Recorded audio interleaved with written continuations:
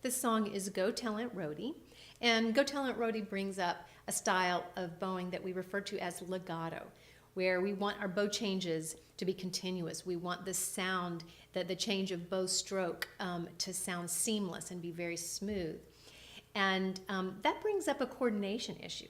When we're playing pieces where we use a staccato style of bow stroke, we're stopping the bow, and when we stop the bow, we're creating a little space in between bow changes where we lift and drop the finger, and that makes coordination a little easier. So in the previous song, Song of the Wind, we have a little time to release and drop fingers. But now we have to drop them and lift them a little more quickly, as well as making sure that they really coincide perfectly with our bow change. So I'm going to start by introducing a measure that I want you to start working on in your preparations and your practicing, because this is the technical challenging measure, and we have quicker moving notes, we have quicker moving fingers. It's in measure 4, these 4 notes, B, A, B, C sharp, A.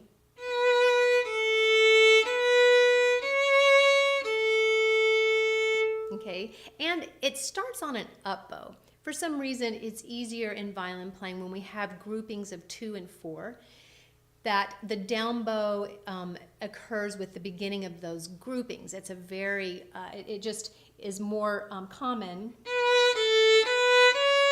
to play that on a down bow, but actually in this piece, it will start on an up bow. So when you're training, make sure that your bow starts on an up bow. Many times I have students, and when they're practicing a measure that's difficult, they're actually not using the bowing that they would be, that's called for in the music. So just make sure you always have that correct bowing.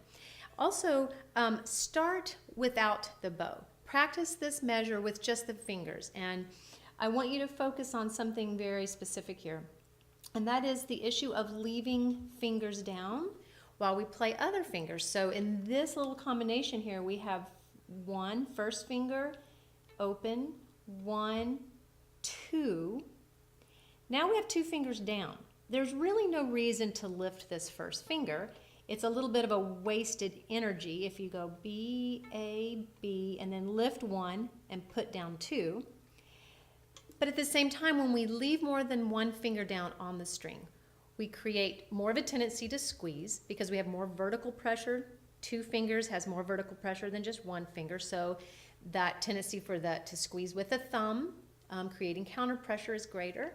Also, when we lift fingers quickly, when we have more than 1 finger and we have to lift fingers off, there's a tendency for the notes, for your fingers to cascade, for your fingers to sort of come off, peel off quickly one at a time, like when you're drumming your fingers.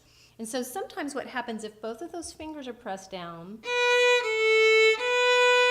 the first finger lifts off before the first finger does. So you hear that little cascading sound. And it doesn't lift off cleanly.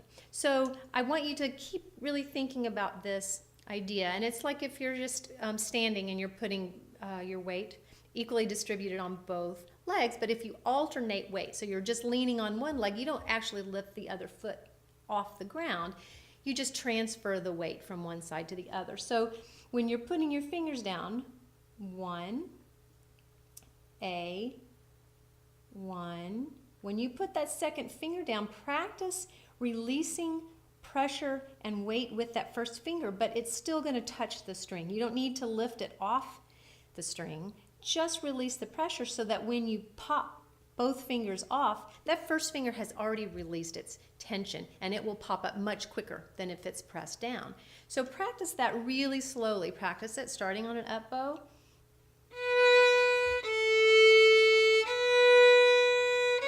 Release with first finger, so only second finger is pressing the string down. And now both fingers off at the same time. Okay. And here's another thing. Anytime it gets tricky with the left hand, I guarantee you 2 things will happen, and you won't notice them unless you're paying attention to them. One is the bow will gravitate to the fingerboard. It always does. Anytime the left hand requires more attention, the bow wanders down. And then the second thing is, especially if you're beginning and you're working on opening and closing the elbow to make a good sound, when things get a little bit more difficult, the elbow starts to freeze up and you start moving from the shoulder. Okay, and I almost guarantee you that will also happen. So try to, each time you do a repetition of this, bring in something else into your field of focus. So starting with fingers, obviously, because this is finger intensive, and then bring some of that attention to the bow stroke. Make sure you're at the sounding point. Make sure that elbow is working.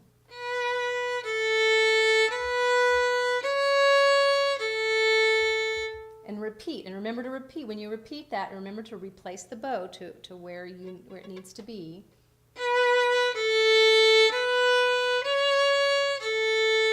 Okay, now the rest of this song really is not very difficult and should come pretty quickly. You've already had experience going from the E, open E to the third finger. We've had to do that in The Twinkle, in Song of the Wind, and these other pieces. So in that third measure, I'll get there.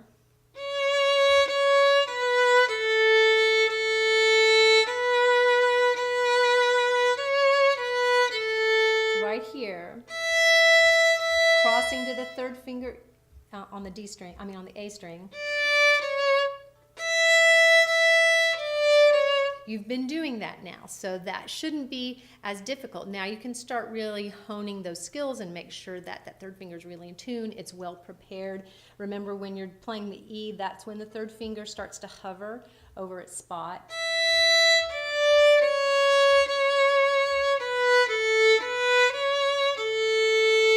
Okay, now there is a marking in the music, and if you look, there's a little small case M, a small case F to start with. That's referred to as mezzo forte. That's just your basic medium loud sound. Okay, it refers to volume. And then you'll see later on a little P. That means piano. That's Italian. That means soft.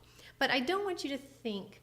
Really, I don't want you to think in terms so much of loud and soft. I want you to think in terms of quality of sound. So when you're training at home, go ahead and train as a soloist. Train with your biggest, most richest sound. And then when you see things like little P's, pianos, think of those things as echoes. Think of them as ways to be more expressive in your playing. Don't just think, oh, I have to play softly now, because the technique behind playing softly requires you to release more pressure. And what happens is students often release too much pressure. They play too softly, and then the technique is compromised a little bit. So when this second phrase starts, play with your nicest, biggest sound.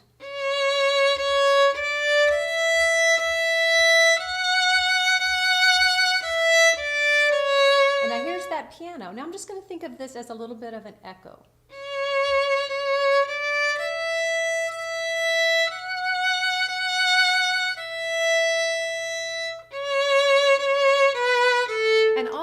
Was just change the level of pressure that I was using with the bow just a teeny bit. So please don't over concern yourself with piano markings now. When you're more advanced, there'll be all kinds of learning and training opportunities to really work on different kinds and different colors of sound. But in the beginning, I really caution against playing softly, because what happens is the bow becomes restricted and other things don't go well. Okay, and then my last bit of advice for this piece is, again, watch the bow, watch the elbow, especially with eighth notes, and especially with eighth note string crossing. So back to the string crossing. I see this all the time. As soon as the elbow has to move quicker and cross the string at the same time, the motion, that vertical motion of raising and lowering the elbow to get to a new string takes over, and the opening and the closing goes away. So you have to raise as well as open and close your arm. And it's good to just do that. Take your bow out of your hand and open and close your elbow and raise and lower your arm at the same time. Okay, so you're doing two very complex motions here. so that this doesn't sabotage your playing. Because what I see, all of a sudden right there, students start swinging from the shoulder. And they might swing here too. So lots of things to think about, lots of things to focus on. But that is Go Tell Aunt Rhody.